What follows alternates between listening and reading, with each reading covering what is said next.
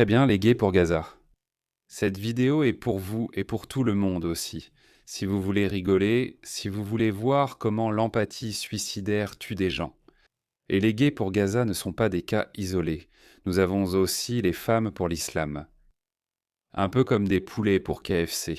Nous avons des noirs pour l'islam, surtout quand on sait que la traite négrière arabo-africaine a été bien plus meurtrière et a duré plus longtemps que la traite transatlantique. C'est un peu comme des noirs pour l'esclavage. Les femmes pour l'islam, c'est comme des poulets pour KFC. Et les gays pour Gaza, ce n'est pas différent. Donc Sadiq Khan, qui revient tout juste du pèlerinage du Hajj, prouvant au monde entier qu'il est un musulman pratiquant, dès son retour, il est aussi maire de Londres. Donc il ne peut pas vraiment être ouvertement homophobe ou anti-LGBTQ. Donc il a publié un message, il a tweeté pour féliciter les habitants de Londres d'avoir un autre mois gay parce que c'est le mois de la fierté. Et les musulmans, mon Dieu, les musulmans sont en train de complètement péter un câble. Alors mon fils, regarde ça. Five Pillars a publié cet article, qui a eu 3,4 millions de vues, mais seulement 500 likes. Seulement 500 likes. Donc c'est essentiellement un guide bref pour les musulmans vivant en Occident sur la façon de traverser le mois de la fierté LGBTQ en juin. Alors, une personne gay pour Gaza s'est soudainement réveillée et il a dit « C'est vraiment aussi simple que ça ». Si le Parti vert collabore à nouveau avec Five Pillars parce qu'ils ont déjà fait ça dans le passé, alors je pars. Et des milliers d'autres aussi. Plus d'interviews, plus de soutien, rien du tout. Eh bien, il ne s'est toujours pas réveillé parce qu'il est toujours un gay pour Gaza. Regardez ça, il a encore le drapeau palestinien dans sa bio. Les mouvements progressistes sont incompatibles avec le fondamentalisme religieux homophobe. Idiots. Regardez ça, on le dit à ces gens depuis des années. Regardez ça. Les musulmans font ça depuis des années. Regardez ça. Des enfants musulmans piétinent des drapeaux arc-en-ciel.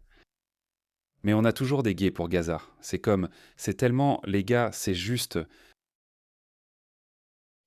Comme je l'ai dit tant de fois auparavant, ces gens n'ont qu'une seule chose en commun parce qu'ils sont socialistes, communistes et tout ça. Ils veulent détruire la civilisation occidentale. Ils veulent détruire la civilisation occidentale. Ils veulent répandre l'anarchie. Donc à partir de ce chaos, ils peuvent créer une nouvelle utopie socialiste.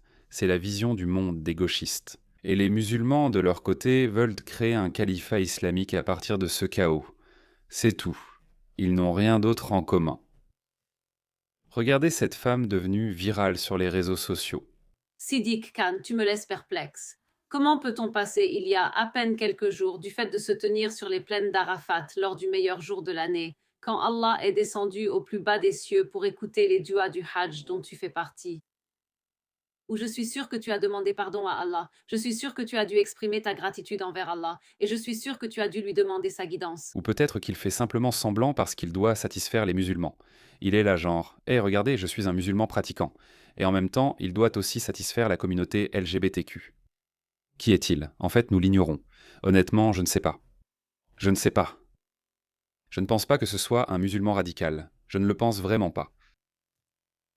Mais je ne pense pas non plus qu'il soit quelqu'un de bon pour la civilisation occidentale. Il pourrait être un progressiste moderne, un peu comme Zoran Mamdani, qui a encore un peu de sympathie pour la communauté musulmane lésée. Mais ce n'est pas non plus un musulman radical. Donc, prenez-le comme vous voulez. Je ne sais pas. C'est sans importance. Ce que les gens pensent secrètement dans leur cœur, c'est vraiment sans importance parce qu'il n'y a aucun moyen de le savoir. On ne peut juger que par la façon dont il se comporte publiquement. Donc, qui qu'il soit, c'est une figure qui divise. Il n'est pas bon pour Londres. Il n'est pas bon pour l'Occident. Même s'il n'est pas un musulman radical, il n'est pas bon pour l'Occident. Et si l'Occident, si la civilisation occidentale s'effondre, alors il sera retenu comme l'un des acteurs clés. Quelques jours après, appelé des centaines et des milliers de personnes à se réunir dans les rues de Londres pour célébrer la communauté LGBTQ. Oh, quelque chose qui est diamétralement opposé à l'islam. Elle a raison, elle dit vrai. L'islam dit aux musulmans d'établir un califat. Et une fois que vous avez établi un califat, alors vous devez rassembler tous les homosexuels vivant dans votre califat, les emmener au point le plus élevé Um, de la ville et ensuite dire « qu'il y a là en bas ?» Pouf, désolé. Nous avons des vidéos de ces personnes agissant ainsi. Et c'est ça qui me fait rire, la stupidité de ces gens qui continuent à les idolâtrer. C'est juste hallucinant. Mais en fait, ce n'est pas si hallucinant que ça. Comme je l'ai dit, comme les Noirs qui défendent l'islam alors que l'islam a asservi leurs ancêtres pendant 1400 ans, nous avons des femmes comme celle-ci, comme cette clown. Je veux dire, elle défend l'islam alors que son prophète a dit que la majorité des habitants de l'enfer sont ces femmes. Pourquoi ? Elles sont des épouses désobéissantes. C'est tout. Parce que vous rabâchez sans cesse à vos maris. C'est tout. Pas parce que, et aussi parce qu'elles sont déficientes en intelligence. C'était la deuxième raison que Muhammad a donnée. Qu'est-ce qui pourrait bien vous pousser à faire ça? Vous voyez, je pense que ce sont des tentatives désespérées d'être accepté. Tu ne seras jamais accepté. Tant que tu prétends être musulmane et as le visage basané, il y aura toujours une certaine résistance à ton égard. Franchement, c'est pathétique, non ? Le gars a obtenu l'un des postes les plus élevés qu'on puisse atteindre. Et ce clown dit qu'elle essaie de le manipuler. Et ce n'est pas qu'il va se faire manipuler, c'est elle la reine de la manipulation. Elle lui dit, et c'est la vision qu'ils ont. Ils me disent tout ça tout le temps. Tu es basané, ils ne t'accepteront jamais. Qui sont-ils ? Que veux-tu dire par ils ? Écoute, mon public compte près de 4 millions de personnes, principalement des Occidentaux. Je reçois tant de lettres d'amour de leur part, ce sont des gens conservateurs, de droite. Mais si tu leur demandes, à ces gens-là, ils ne t'accepteront jamais. Je veux dire, même Antoine Nash ne me critique même pas pour une raison quelconque. Je ne sais pas, ils pourraient m'attaquer un jour, mais même eux ne le font pas. C'est parce qu'il n'y a aucune raison. Je ne dis pas de choses qui sont anti-occidentales. Ce n'est pas juste parce que je ne les dis pas, c'est parce que je n'y crois pas. Voilà pourquoi. Il n'y a aucune raison pour que quelqu'un me déteste. Oui, mais si je commence à dire ça, que j'en suis fier, que je suis un homme basané et fier de l'être. Je suis la puissance brune. Je suis fier d'être pakistanais, fier d'être musulman ou peu importe, alors bien sûr, à un moment donné, parce que, évidemment, si je suis tout cela, alors nos intérêts ne seront pas alignés. Et quand nos intérêts ne sont pas alignés, cela donne lieu à un conflit. Et puis, bien sûr, j'attirerai toutes sortes d'attaques et d'insultes. Et donc, je ne fais pas cela consciemment. C'est simplement comme ça que je suis, idéologiquement. Mais ces gens vont toujours vous manipuler. Elles manipulent Sadiq Khan, qui est le maire de Londres, élu 3 fois maire de Londres. Et ils ne vous accepteront pas parce que vous êtes musulman. C'est ce qu'ils continuent de se répéter. C'est leur mécanisme de défense. C'est ce qu'ils disent à leurs enfants. Et ils disent à leurs enfants qu'ils ne vous accepteront jamais. Donc gardez votre identité musulmane. Préservez autant que possible votre identité de personne de couleur. Mais c'est un point de vue tellement contradictoire parce que si vous pensez qu'ils ne vont pas vous accepter ou vous accueillir, alors qu'est-ce que vous faites dans leur pays ? Pourquoi vous ont-ils donné une place sur un pied d'égalité ? Ils vous peinent comme ils paieraient n'importe qui. En fait, non, ils vous paient même plus qu'ils ne le feraient. À ce stade, ils s'occupent vraiment de leur minorité ou de ces non-natifs. Bien plus qu'ils ne s'occupent des natifs. Tout le concept DEI, vous savez ce que ça veut dire ? Ça veut dire diversité, équité, inclusion. Vous savez ce que veut dire équité ? Ce n'est pas l'égalité. L'équité signifie que différentes personnes ont besoin de différents types d'aide. Donc, si vous êtes un fils de migrant, non, si vous êtes un migrant, alors vous allez rencontrer plus d'obstacles. Par conséquent, vous avez besoin de plus d'aide. C'est pourquoi les migrants sont logés à l'hôtel, parce qu'ils n'ont rien d'autre. Mais si les blancs ou les natifs deviennent sans-abri, ils ont une file d'attente à part. Ces gens-là sont prioritaires. Donc ce qu'on a, c'est la hiérarchie dans ce nouveau monde DEI. Un nouvel immigrant, un immigrant sans instruction, parce qu'il n'a rien. Donc il n'a rien d'autre que des défis. Par conséquent, l'État doit s'occuper de lui en priorité. Et puis, il y a les migrants instruits. Parce qu'ils ont fait des études, ils pourront trouver un emploi et peut-être subvenir à leurs besoins. Ils pourraient être capables de payer leur propre loyer. Sinon, ils ont déjà une catégorie à part pour ça.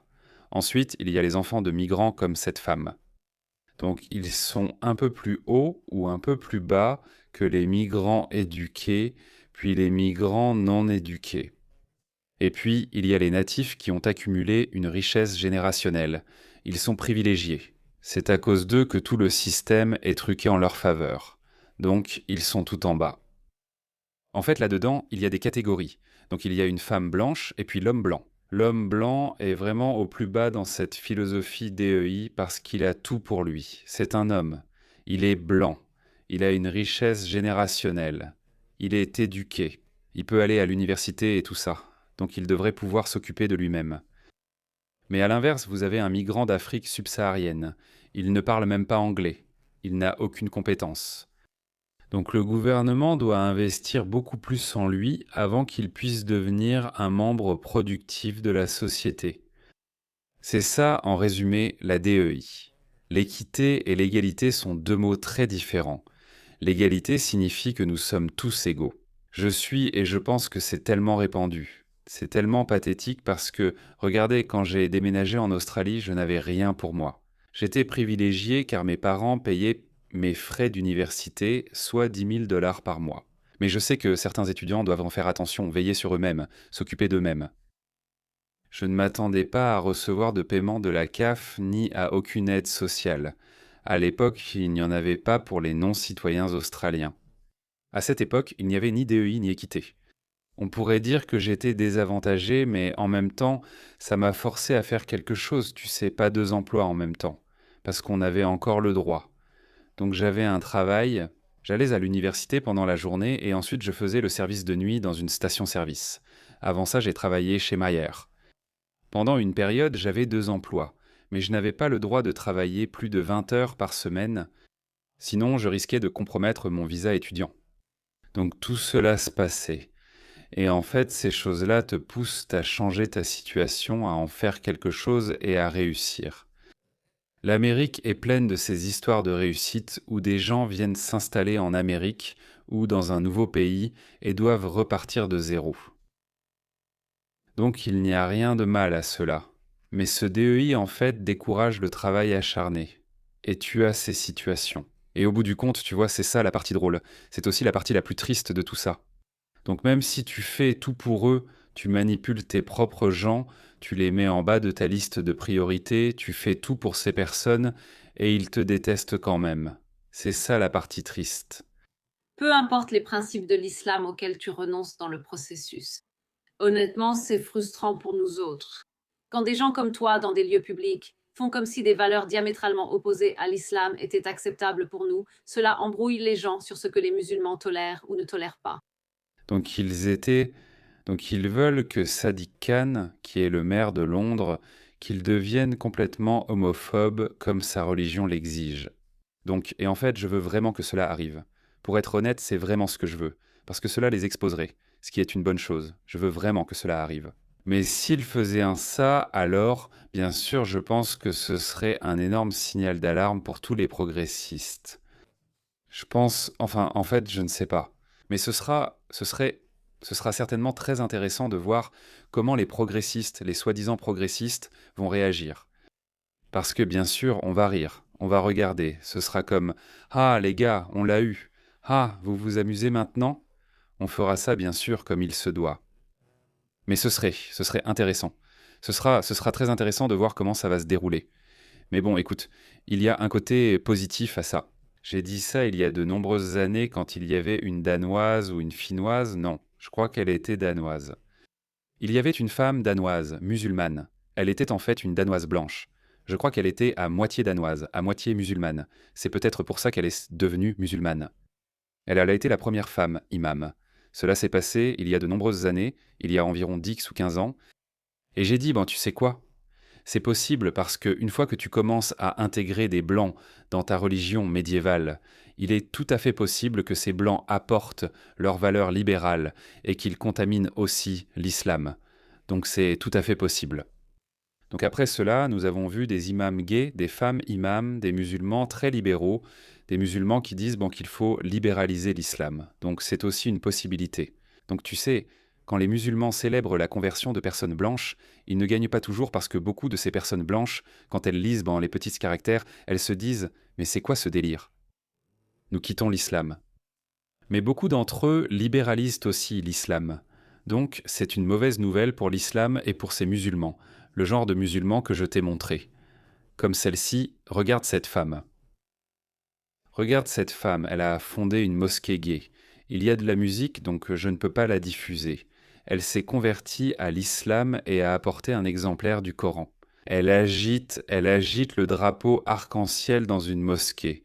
C'est une vraie mosquée, les gars. C'est une mosquée gay. Regardez ça.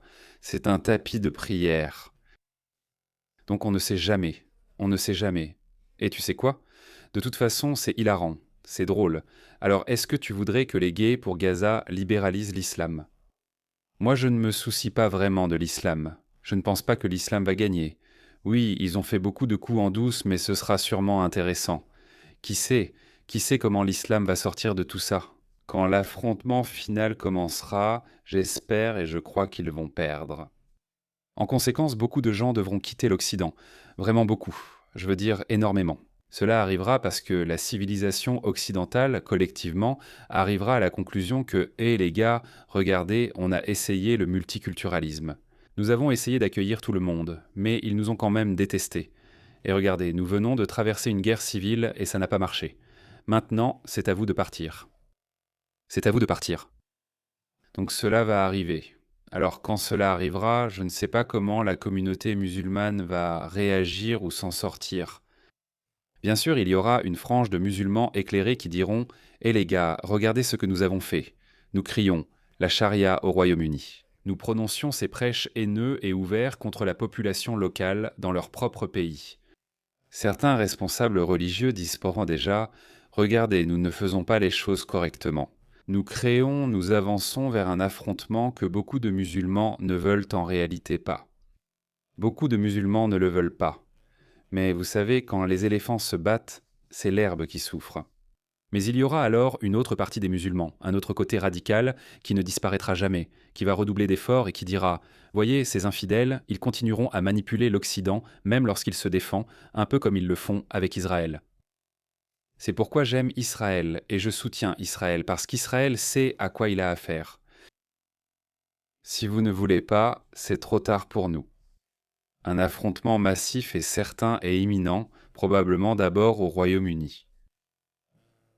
Et puis l'Australie regardera. Les États-Unis sont encore trop grands pour tomber.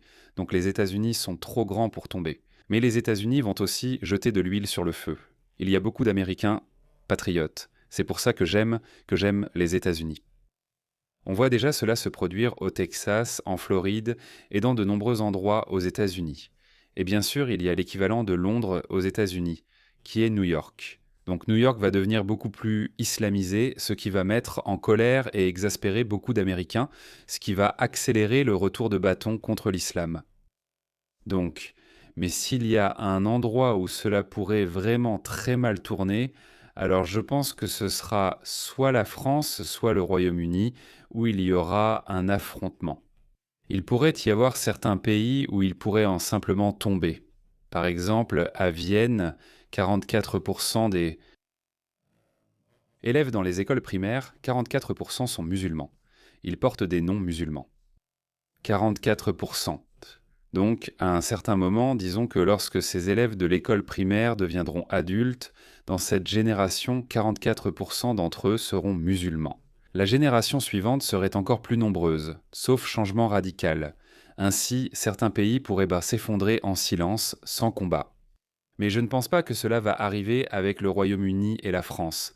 Je pense qu'il y aura une réaction, un retour de bâton. Quand cela arrivera, je ne sais pas. Plus cela tarde à arriver, plus ce sera brutal et sanglant.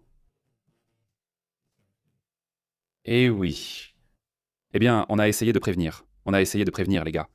Si ça arrive en 2030, alors je dirais que j'essaie de prévenir l'Occident depuis 12 ans. Si ça arrive en 2030, parce que oui, ça fait 8 ans que j'ai commencé ma chaîne YouTube.